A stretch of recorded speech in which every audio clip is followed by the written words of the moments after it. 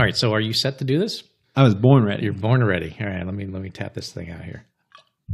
We moved to sloshing glass instead of crinkly bottles. Yay. Go me.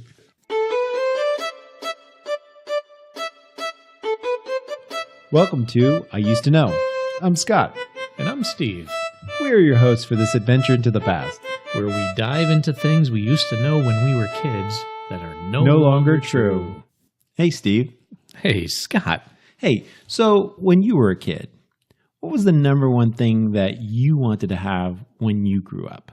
Oh, that's easy. $1 million, Scott. $1 million. Oh, no. $10 million, Scott. Yeah. All right. But besides money, what futuristic devices would you think would be so awesome that you just couldn't wait to grow up? Well, I'd guess computers, right? Right. The video games will be getting better. Atari 90,000 or whatever. Yes, Yeah. can you imagine? Right back then, we had like little block graphics, and look at what we have today. It was amazing, right? And back then, I was thinking I'd be watching holographic television, right there, floating in the middle of my room. Well, you get a little bit of that if you watch CNN on election day. With the Wolf Blitzer. Yeah, exactly. I wouldn't be eating a full meal, right? I'd have these little pills that taste like lasagna or taste like fried chicken, and that would be my meal. That would be so disappointing. It's food science, right? I want to savor my cheesecake and things like that. But that's not how it was on the Jetsons. No. You eat the pill and then you're full. I know. So Why? What was your can't wait for futuristic device, right? Well, so I loved going fast. I mean, I would ride my bike as fast as I could, go down hills as fast as I could. I just liked going fast. Yeah, it was a little scary to drive with you. Yeah, no helmet back then. Or next to you, driving next to you. Oh, yeah. And you knew I couldn't wait to get my driver's license, right? But if you remember, when we were growing up, I didn't actually think I would drive a car. I thought I would fly a car. Oh, yeah. Just like in the Jetsons I was talking about with the pills. They had cars flying all over the place. And back in the 80s, the cars started to have these digital things in the car, right? Speedometers. You had digital clocks. You didn't have to have this analog clock. You had compasses showing up. So you knew if you're going north, south. This is space age kind of stuff. And it definitely seemed like the next logical step after compass is flying car. Yeah. Yep. But here we are, 2019. Happy New Year. Right? No flying cars. No. Right? Well, where are they? What happened to this? Yeah, I know. I mean, it's sort of cool, I guess. It's actually kind of very cool that, the cars can drive themselves, but that's still not flying. No, not close. So I guess maybe that's what we're about to talk about today. I used to know cars of the future would fly, or at least glide above the ground like Luke's land speeder in Tatooine. Yeah, that counts. And it's a nice Star Wars reference, Scott. Thank you. I'm very impressed, especially coming from you as a diehard Trekkie. Live long and prosper. Okay, so where should we start this one off? I think it makes sense to look back on the first attempts to make the flying car reality. I would agree. Yep. All right, so I'm going to power up our little Wayback Machine here, and I'm going to set the dial to 1926. Henry Ford, and the invention of all the cars, and maybe starting to get into flying cars. I would actually agree that Henry Ford should be in the beginning of this story, but I still think I want to take the Wayback Machine just a little bit further back. But this time, just a little bit further, not much. All right, a little bit further. I saw this coming. Let me guess. 1903, the Wright brothers and their flight. No. Come on. Nope. 1856. What? Come on. We don't even know how to fly in 1856. We're talking about, we're like back in the horses and buggies and all that is happening in 1856. Well, yeah. We may not have known how to propel ourselves into the sky, but... Not even close. But to quote the aviation sage of the 1990s... Yeah, who is this? Buzz Lightyear. The sage, the aviation sage. We knew sage. how to fall with style. Oh, okay. Yeah, I'm talking about gliding. Oh, okay. Okay, non-powered flight. Yes. So, and I'm specifically want to talk about a French sailor, Jean-Marie Lebris. Wow. bringing out the French. with my 3 years of Spanish 1. Uh-huh. Well done. Yeah. So, all right. Well, while Jean-Marie was sailing around the Cape of Good Hope, he saw several albatross birds just flying around, but they weren't moving their wings. Oh, okay. Yeah, they're just up there. Yeah, their wings were stiff, they were out, and they were just effortlessly soaring through the air. Mm-hmm. And of course, being a curious man of the 1800s, he did what any curious man of the 1800s would do. Yeah, what is that? He shot and killed one. Really? We're talking 1800s. I thought it was bad luck to do any harm to a I guess albatross. not in the age of steamships, I guess. Okay. You don't get stuck on the doldrums. Just keep shoveling the coal. Oh, look at that pretty bird. Blam. Yeah, but I will say, he didn't shoot it for no good reason. He shot it for science. Science. Yeah. So he would end up measuring the albatross to understand the proportions of the body to the wing, to the shape of the wings, and all of that, which led to 1856 and the launch of the glider called, appropriately, the Artificial Albatross. That was the name? The Artificial Albatross. Yes, the AA. And so I guess he had the same proportions of the wings. It looked like an albatross. It did. If you go Google it at some point, you'll see. It looks like he made the wings look actually like a wing. Yeah. Like the back tail wings are like, they look like two wings that are like shoved to the side. They have a little head on the front with eyes. No, but I mean, it looks like it has a belly. I mean, it really looked like, but then on top of it, Yeah. right, it had wheels. All right. Uh-huh. So, and that's why I want to call it a flying car, because it was strapped to a cart with wheels. Gotcha. So then when he tried it out, he had horses pull the car and the glider, but he was smart enough to know to do it into the wind. Right? So you can gain the wind speed. Go fast, pull. Well, you have the wind speed going against you, plus you're making wind speed, so the two add up, right? Yeah. So he was able to go into the wing, and then he was able to take off into the sky. And according to the story, he traveled about 300 feet up before it landed with some minor damage. So it took off. 300 feet. But he's got Up. Not just forward, but up. What about the horses? Well, actually, there's a whole story that I read about this where the guy who was holding the horses, like there was a rope, and this guy was holding the rope. Cut the rope or something? Or? Well, he was supposed to let go, but it got snagged, and apparently the story goes that the guy who was actually taking care of the horses ended up being dragged up with the artificial albatross. No, really? Yeah. There's this whole story that I read about. As I've read about it, they also all say that they have no idea if the story is exactly true or not, but they're just kind of echoing the story of the time. Okay, all right. So that seems pretty insane to be pulled up 300 feet by your foot because your rope is stuck on the flying albatross. Yeah. Mythbusters, you want to do something fun? Show us that one. So, honey, how was your day at work? Well, I got dragged into the air by a flying albatross. Again. Exactly. Anyway, that's why I wanted to take the Wayback Machine to 1856 to celebrate the French sailor Jean-Marie Labrise and his gliding machine with wheels. Clearly the original visionary of the flying car, don't you think? Sort of? Okay, sort of. I'll give it to you. It's a bird sculpture with wheels. Okay, we'll go with that. 300 feet higher than it started, which was the big deal for a glider. No, that's more than I thought it was going to be. Yeah.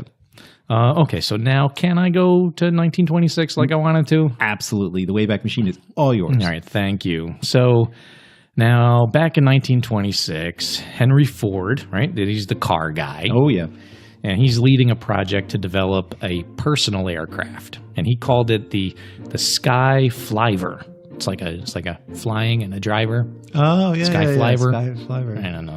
It rolls off the tongue. He didn't have the best marketing group back then. So it was supposed to be, this thing was supposed to be as easy to mass produce as like one of those simple automobiles back then, like the Model T. Mm-hmm. And it was also supposed to be as easy to maintain and keep up too. So it could be your own personal aircraft. And you could call it a flying car because it was your own thing. Unfortunately, they got 2 years into the project and they had to cancel it. Why? Well, there was this long-distance flight attempt, and they put a test pilot into one of these new flying cars, and he died. He didn't make it. Oh. It was a horrible tragedy. Yeah, that's never good. No, but later on, 1940, Henry Ford still believes in the flying car, And he says to the media, and I quote, "Mark my word, a combination airplane and motor car is coming. Now you may smile, but it will come." End quote. Nice. Yeah. And come it did, actually, or at least it tried to come, I guess. And in 1950s, at least the U.S. Army, they would try to develop a flying Jeep. Yeah, okay. Why not? The car for the Army is the Jeep, so I got the flying Jeep. They got the flying Jeep, yeah. Okay. So what is this? What is this thing? Well, so they put a bunch of directional fans on it, like huge movable drone fans on it, but of circa 1950. Crank those fans up. We're going to get this Jeep off the ground. And, so that they can make enough thrust to allow the flying Jeep to hover. They were able to make it hover. Oh, really? Okay. Yeah, Hey, yeah. Hovering is flying. Hey, with enough force, you can do anything, right? And it even went as high as a few thousand feet. A few thousand feet. Yeah. Can you imagine the guy holding the rope on that one? How was your day at work, honey? Wow. Really? I was holding onto this glider in 1856. Now I'm holding onto this Jeep. It threw me thousands of feet. I'm done holding ropes. No more ropes. Exactly. Wow. A few thousand feet. Yeah.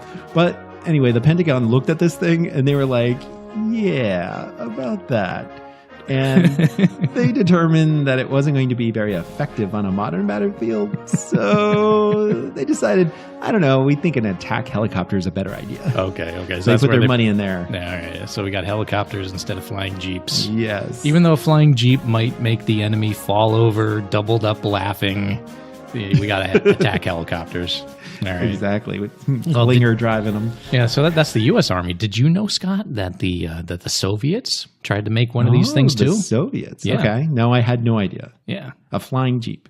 No. It was a gliding tank. What? The Antonov A-40. All right, so think of like the Red Baron plane married to a standard tank, right? It had treads, had everything. It had treads? It's like a tank with wings. A tank? Well, a tank with wings with treads. Yeah, with treads. Yeah, literally a flying biplane tank. How would you even land something with treads? Well, they never got to figure it out because, big shocker, they couldn't get this thing to fly. All right. They're like, okay, did you glue the wings to the tank? Yes, I did, sir. All right, let's get this thing up in the air. It didn't work. It's funny. Well, you would figure that the military would try to make a flying car. Mm-hmm, right? Yeah, well, just a lot of discovery and invention comes from the military. Yeah, but did you know that regular people like me also wanted a flying car? Oh, definitely, yeah. Yeah. And you know what drove me to that thought? What's that? The movies. Oh, yeah. That's what made me want the flying car. It wasn't a flying Jeep. Surprise, surprise. It was the movies. The movies. You get so many flying cars in these movies. I mean, you got Star Wars, you got The Fifth Element, Blade Runner. And my favorite flying car in the movies was, back in Star Wars, Attack of the Clones. Right? You remember? There's this flying car that Anakin takes to chase after this probe that was sent to kill Amidala in her sleep, right? She's sleeping. Yeah. And there's this alien worm thing, and they have to kill the worm thing, but then the probe gets away. So now Obi-Wan is dangling from the probe as the probe is getting away, and then Anakin has to jump into his flying car, and he goes out there, and there are all these other flying cars, and there's all this traffic, and there's a big chase scene. It's amazing. It is. Absolutely amazing. And that car. Yeah, it was cool. That was cool. Yeah. So what about you? What's your favorite movie flying car? Oh, geez, please. There could only be one. Oh, it's a Highlander. I don't remember a flying car in Highlander. I don't remember a flying Highlander. No. No, but I'm thinking more of let's go with the quote, roads. Where we're going, we don't need roads. Oh, I know this. Yeah. Yeah, a flying DeLorean. DeLorean, sweet. Let's look at this. I mean, come on. A DeLorean that can go back in time. Yep. Run on garbage via a Mr. Fusion. It's the perfect fuel. And it flies. Of course. Right? It flies, it drives, it can go forward in time and get the winning lottery ticket number. It has everything. It pays for itself. It does. So, hands down, DeLorean, thank you. Yeah, okay. I'll give you that one. That was a cool flying car. Yeah. All right. Hey, I have an idea. Yeah. Let's play a game. Ooh, I love these games. What do you got? All right. What I'm thinking is a game called Flyer, fantasy or fake? Ooh, I don't know. Last time you got me with one of these things, I didn't do very well. It was like the metric system or whatever. Fine. You'll do fine. All right. So what are the rules? Okay, so this is what's going to happen. I'm going to give you the name of a flying car or describe it. Okay. And then you can tell me if it really flies, if it's from a movie, aka fantasy, Okay. or if it's a complete fake and I made it up. So I got real, fantasy, and fake. Yes. Okay. Or by the name of the game, flyer, fantasy, or fake. Flyer, fantasy, or fake. Okay. The name of the game. Yeah. All right. A lot of alliteration in your game title. Yeah, all of them actually. So, all right, here. Let's start with an easy one. Okay. All right. Let's jump into my spinner. The spinner. The spinner. Yeah. That's all I get is just that there's this thing called the spinner. It's a spinner. I'm gonna say there are people on the listening to us right now going, "Come on!" that is a flyer. It is a fantasy. What is the spinner? It's from Blade Runner. That was the car in Blade Runner. It's called the spinner? The spinner. Do they actually call it that? And then, all right, well, sorry, Blade Runner fans. I guess maybe I'm a replicant and I just don't know all these things. Yeah. You got to watch my pupils, see if they dilate. Okay, how about the Explorer? The Explorer. Yeah, so instead of Explorer, it's the Explorer. So that sounds like a cheesy enough name that some company tried to put that together and made an Explorer. Yes, that's a flyer. It is a flyer. It's the Explorer PX200. And it looks kind of like an egg with wings. And the wings swivel down for vertical takeoff and landing, also known as VTOL. Okay, vertical landing? Vertical takeoff and landing. Okay. And they swivel flat for regular flying. So it's an egg where its wings kind of swivel up and down. An egg with wings. Egg with wings. And then that was the X. I guess 200? That's the PX200. The PX200. So it's the Explorer PX200. All right. So I guess it's like a snitch, right? It's just an egg with wings that you can fly with. Oh, great. Yeah. Okay. So I got one. You did. So one good, one bad. All right. What's next? All right. The Skywriter. The Skywriter. The Skywriter. Oh, rider. Yeah. Not like writer like a pen, like rider as in like horse rider. No, this is the Skywriter is that ride that's at Great Escape or Six Flags, and you get in the thing, it looks like a ski lift and you go from, one roller coaster to the next. It could the Skywriter be, but it doesn't have anything to do with flying cars. It does not, but I'm still right. You are not Ring right. the bell. Ring the bell. Well, with this game is for a flying car. All right. So then I will have to say that is a flyer. It is a flyer. Boom. The Skywriter X2R. Why do they have all these names like that? They just call it the Skywriter and be done with it. I don't know. X2R. So I took a look at this, and if you Google it, you could see it. I don't know if you remember the old show when my kids were little. We used to watch the Little Einsteins. Oh yeah. It looks like Rocket. Oh yeah, yeah. It's kind of like, it looks just like Rocket from Little Einsteins, except instead of that one engine, like the one wing in the back with the engine, it's like a bi-wing instead with two engines on each side. Sure. And that's how it goes up and down, right? The swivel there, so it could take off and land. Yeah, sounds like it would work. Yeah. All right. Mm-hmm. The Korben Dallas Taxi. The Korben Dallas Taxi. Mm-hmm. All right. You're just throwing random words together.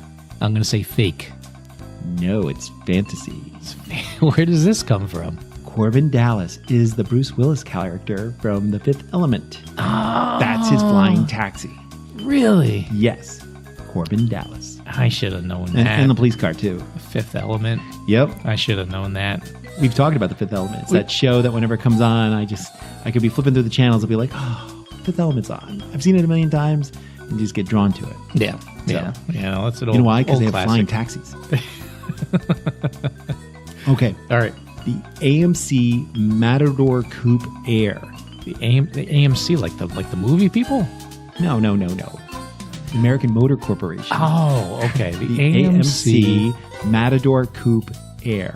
Okay, I'm going to say that is a real thing, but it doesn't fly. It sounds like a car that has air in the title. So it's a fantasy. Okay. They really built it, but it didn't fly. You were right about those things. It's an AMC Matador Coupe, which was a car that looked like a bigger probably a bigger Pinto. A flying Pinto. Pretty much. This is amazing. But then they just took a pair of like plane wings and just strapped it on top. Okay. That was it. This is like for some kind of futuristic car show. Nope. It was for James Bond, Man with a Golden Gun. Oh, really? Yep. They escape by throwing the thing in the car and they take off. Oh, man. Now, that is one Bond that I have not seen. Some of the older Bonds, I just never caught up with those. Oh, I've seen them all. So, all of them. That's impressive. You know, I haven't seen... There's this like will sound 30. terrible. I haven't seen the two most recent. What? I know, and those were probably one of the best ones of all. Skyfall? You haven't seen Skyfall? I know. Oh. I know. People are turning me off now. I have to see them, though. I want to see them. That's not something I'm trying to not see. We will pause the podcast right now. We'll watch Skyfall, and then we'll get back to you. I know. I'm a big James Bond fan, and I haven't seen that. How can I call myself a big James Bond fan? I know. All right. The Renault Limburg. The Limburg? Like Renault Limburg. Like Charles Limburg. Mm-hmm. From Renault. Mm-hmm. French car company. I am going to say fake. It is fake. It is fake. I was going through my head. I was like, okay, Scott is probably just going to get car name from Google and famous and some flying guy from Google, put them together and trick Steve. I thought maybe if I took a French car company, I would get you. All right, cool. Okay. The Terrafuga Transition. Oh, that is fantasy. That is Flyer. What? Yeah. All right. So speaking of Renault, it looks like a small Renault or maybe a Kia Soul. Okay. With like just wings attached. That's what it looks like. And the wings kind of fold up. It's like a box car with a bunch of... Like a small box car. Like a really small compact car. But they just tap some wings on top, and then the wings fold to the side, kind of like the planes on an aircraft carrier. Uh-huh. They just fold up. And then they drive down the highway that way. That's pretty cool. And then if you want to take off, you just drop the wings and at speed. At an airport and take off. Yeah. Oh, I like it. Yeah. Wow. Does it actually work? Yeah. Okay. Yeah. All right. That's a flying car. The Waterman Aerobile. The Waterman Aerobile. Yep. The Waterman Aerobile. That is so fake. It is a flyer. That is somebody called a flying car the Waterman Aerobile. Yes. Okay. What is this? It was from 1937. Oh, this is an old thing. Okay. Yes. So maybe Aerobile meant more than just like... It's just as good as what Henry Ford called his, the whatever driver, the flyver. The flyver. It's a flyver, Scott. It's just as good as the Aerobile. Okay. All right. So they actually flew it. It flew from Santa Monica to Cleveland. It kind of looks like somebody took a boomerang and just glued it to the top of that cockpit you find at the bottom of a blimp. Okay. Really? Yeah. And it made it that far? Yeah. To Cleveland. To Cleveland. You're going to Santa Monica. You can go anywhere. I'm leaving Santa Monica. Let's go. You would think you would do it the other way, right? It would be like, I'm leaving Ohio, like the song, and then go to... Wow. Yeah. Wow. That for 1930, that's pretty impressive. Yeah. I think I read that they made 5 of them, but people just wouldn't buy them. So you wouldn't consider this to be an airplane. This would be a flying car. Yeah, it had wheels. Okay. And I think the water part was that it also could land in a lake. So it was a boat too. This was a triple, it was a triple threat. Excellent. Yeah, it was a boat, it was a car, it was a plane. Why didn't it why didn't it catch on? I don't know. Maybe because it was called the Aerobile. Anything that has bile in the title or in the name, just not a good marketing ploy. Okay, the Porsche 904 Shield. Oh yeah, okay. So since you said Porsche and that's for rich people, I'm gonna say Flyer. Fantasy. Oh yeah. Yeah. Fantasy from where? Well, it's actually the Shield as in the Agents of Shield. Oh. It's the Porsche 904. I should have known that. Yeah, I know. In the Marvel universe. In the Marvel universe. Oh, and I'm a Marvel guy. Yep. I should know this stuff. Yep. Flying car. All right. Though disappointed in myself. Okay. The WDCCBB. The WDCCBB. Oh, BB. Oh, okay. Yeah. Yes. That's fake. Not the AA. Yeah, it's fake. You just put stuff together. No, it's a fantasy. So, what is this one? Walt Disney Chitty Chitty Bang Bang. Oh, really? Well, no. Was that the license plate number? No, I'm just saying it's Walt Disney Chitty Chitty Bang Bang CCB. Oh, that is so cheap. That's a trick. Okay. If you said Chitty Chitty Bang Bang, I would have said think fantasy. I would have figured it out. Yeah. WD. Oh, come on. All right, so that was 10 of them. You did All right, pretty well. I did okay. You did great, actually. I think I passed. I think you missed like 3. I'm gonna I'd have to go listen to the recording. I wasn't keeping track. I'm going to give but myself a C. I think like I'll a give you 70%. I'll give you a B minus. A B minus on How's that? fantasy cars. Thank you. That was cool. Yeah. All right. So let's see. We've actually made these flying cars, right? You just went through the whole list. Went through the list. All right. So my question now is, if our imagination says that we should have flying cars right now, our science says that we can make them, Yeah. then how come we don't have them? How come they're not here? Because we don't want them. Well, come on. I want one. Well, I do too. But I mean, here's the deal, right? Do you want an airplane that drives on the road or a car that drives in the sky or flies in the sky? Well, it's kind of the same thing, isn't it? No, I would argue they're not, right? And so, I would argue that people really want a car that flies in the sky, right? You don't really want this airplane with wings and thingies kind of glued to you while you're trying to drive on the road. That's true. You've got this idea of fifth element in your head. I just want to be driving Right. around. Which is like, I just want to jump in the car and it's like floating and I can go anywhere and I got a steering wheel and I could just go. And all these cars, these flying cars, they have usually two different sets of controls. They have like flying controls and driving controls because they're completely different things. They control different things. They work different ways. That's a good point. So my point is that until we come up with some sort of like new technology like maglev or anti-gravity or something crazy like that. Anti-gravity. Yeah, until you come up with something awesome like that, I think we're stuck making mashups of planes, or we'll call them even drones, and a car. And that usually makes a lousy car and a lousy plane. Gotcha. Okay. I see what you're saying, because when I want a flying car, it's when I'm stuck in traffic. Yeah. I just want to take off and then fly over everything. Yeah, and so would everyone else. Right. But, Right, if they had one. But then as soon as I get to no traffic, I want to come back down to the road. I just want to fly somewhere or drive somewhere. And that takes me to my second point, which is like, let's assume everyone's got that flying car and they're stuck in traffic and they all want to fly out together, right? I mean, we'd have to change all sorts of laws, right? And that's going to take forever. It took until 2011 for flight manuals from pilots to finally be allowed to be digital on an airplane. Up until then, they had to, if you remember when we were flying like to Denver when we were kids, and the pilots would be going to the gate, they'd have this huge briefcase. I mean, it was a massive briefcase. It's all their stuff. That was the flight manuals. That's all paper. Over 3,000 pieces of paper for each pilot and co-pilot. Really? Yeah. And it took until 2011 for them to say, okay, you can have this on your iPad now? And really wasn't really permitted. They were allowed to start trying it. It wasn't really permitted until 2013. What? Yeah, when the FAA finally said, yeah, we're good to go. And so if you imagine, all the FAA laws that have to take effect for flying cars, right? I mean, do you need a pilot license? Do you need a driver's license? Do you need both? Yeah. Which state? Do they cover them between states? Oh, yeah. And when you're up there in the sky, I mean, who's got the right of way? How do you yield? How do you merge? Exactly. And on top of it, everyone's got to pay attention to a third dimension. Yeah. People have trouble with two. Right. Right. So now there's a third dimension you got to be paying attention to. I didn't look up, and then I crashed right into that car or that plane or that flying car. Yeah. And then finally, I mean, if you think about it, I would love a flying car or two, right? And let's call the PAL V1. That's like a combo car helicopter.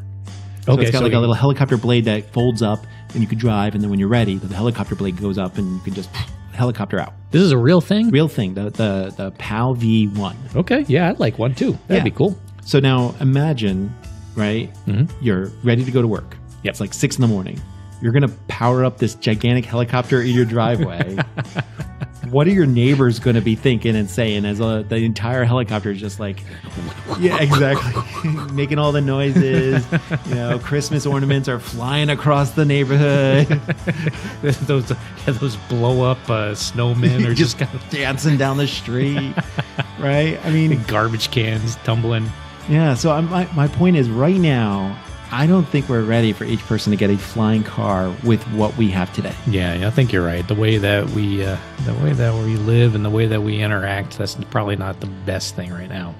Yeah. So I guess that's where we're at right now, So, hey, do you have anything else?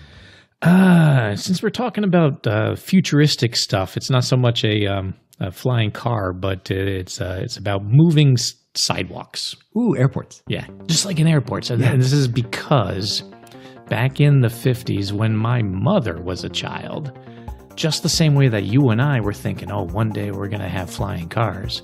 Back in the 50s, she was walking to school and she thought, one day I will have a moving sidewalk and I won't have to walk to school. I will just stand here on the sidewalk and it'll take me to school. And she was kind of right? Because now you go to the airport and on your way to the gate, you don't even have to move. You just stand on that moving sidewalk and go. So the first time that my mother, God rest her soul, when she saw one of those moving sidewalks at one of those airports, she turned to us and said, I was right. Genius. So that gives me hope that someday our dream of flying cars, that might happen in our lifetime, and we'll be flying back and forth to each other's houses instead of riding our bikes. I would actually also say maybe a Segway is kind of like a sidewalk that goes with you. That's true. I didn't even think about it that way. Yeah. See, my mom was a visionary. There you go. What about you, Scott? You got anything? Oh, I sure do. So remember when I said we weren't ready for flying cars, right? We're just not ready for them. No, as a people. Yeah. Well, Forbes says I'm wrong. Forbes, the magazine. The magazine, Forbes. yeah. Okay. Yeah, because they had this article in just recently, April 2018, right? Mm-hmm. And it's titled "The Future is Almost Here and It's Full of Flying Cars" by Duncan Madden. Oh, cool name. Yeah. In this story, right, he's talking about the resurgence of personal aviation. Mm-hmm. But that's not exactly by like flying cars. Let's call them supersized drones. All right. Oh, so you can. It's not just the drone that you fly around. Are you in the drone? In the drone. Ooh. Or two people or three people can fit. Oh, I like it. In the drone. Okay. Right. So there's already a bunch of these out there now. There are these personal aircrafts with names like Kitty Hawk. Yeah, the Kitty Hawk Cora. You know what? All right, and that one's backed by Alphabet founder Larry Page. Alphabet being Google. Oh, okay. Right. Yep. The Volocopter. Volocopter. I German. love these names. Mm-hmm. The Lilium, which they just secured like $90 million in funding. What? $90 million? Yeah, we're talking some serious cash here. Wow. All of these, right? Airbus has something called the Vihana. Okay, and they know aviation, Airbus. And there's one called the Surefly Aero. All right. And these are, like I said, just huge drones. Picture a cockpit with tons of little props around them. Okay. Right? And because we have GPS, AI, computers, and all the drone technology. We have all this technology. These things will use it. Nearly or actually fly themselves now. What? Yeah. So, and most of them are electric. And because they're not reliant on like huge things to make lots of thrust, but lots of little thrust locations. Just a bunch of fans. Right. They're just a lot less noisy. Oh, even better.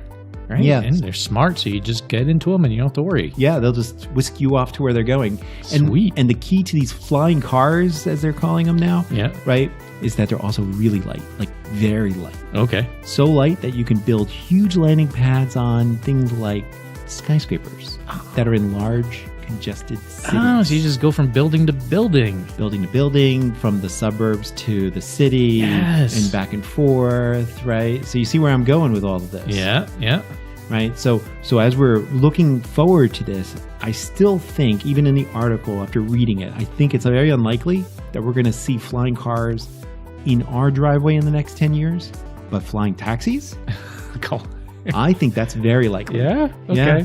I mean, can you imagine staring at the sky and looking for your Uber? I got my Uber app, looking for my Uber. Yeah. You're just pulling my leg. This isn't going to happen. Nope. I think it will be happening because Uber has a project called Project Elevate. And in fact, their job is to create this new service called, creatively, Uber Air. This is a real thing. It's a real thing. Uber Air. Uber Air. Yeah, you can go to the Uber website and find it. What? Yes. Oh, man. Yes. This is real. And it may eventually all go autonomous. But for now, they're going to start with pilots. Oh, I hope. Hey, it's fine. Yeah. I'll take an Uber Air. Yeah. That'd be amazing. Yeah, exactly. When is this going to happen? Well, so I personally think they're being a little overzealous. Yeah, it's going to be like 20 years from now.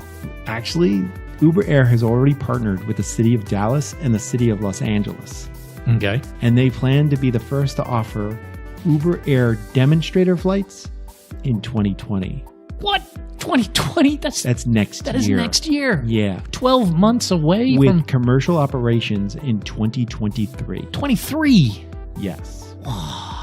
Man, Yeah. this is amazing.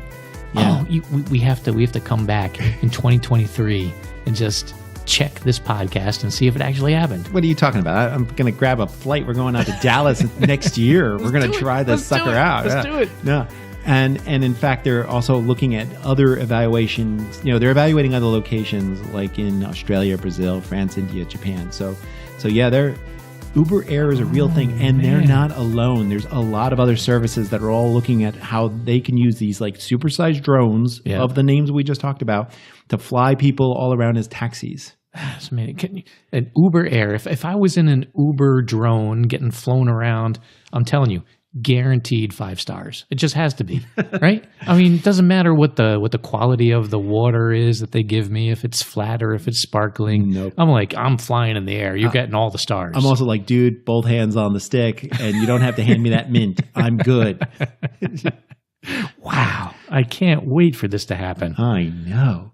And all I have to say is I hope that, I'm wrong with what I was saying, that we're not ready for it and that we can have these Uber Airs and these drones flying everywhere. And I hope you're wrong too. And if it does happen, Mm-hmm. I am sure that Korben Dallas would be proud. Yes.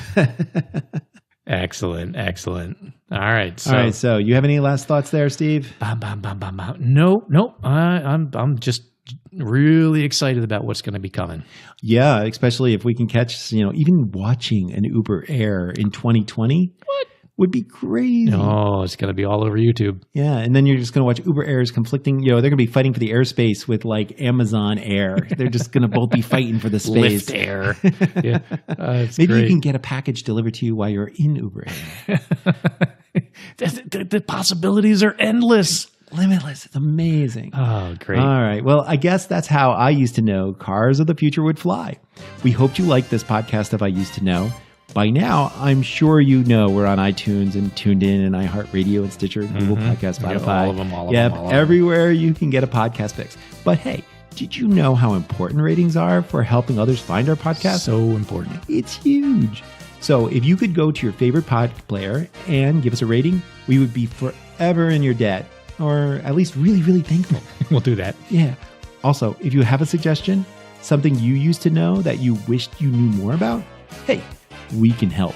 Come visit us on Facebook at I Used to Know or on Twitter at I Used to Know Pod and tell us what you're thinking about. We would love to hear from you. Thanks as always to the amazing Stevie Jump for our theme song. And again, thanks for listening. 3s and 8s, everybody, and talk to you soon. See you now. Bye.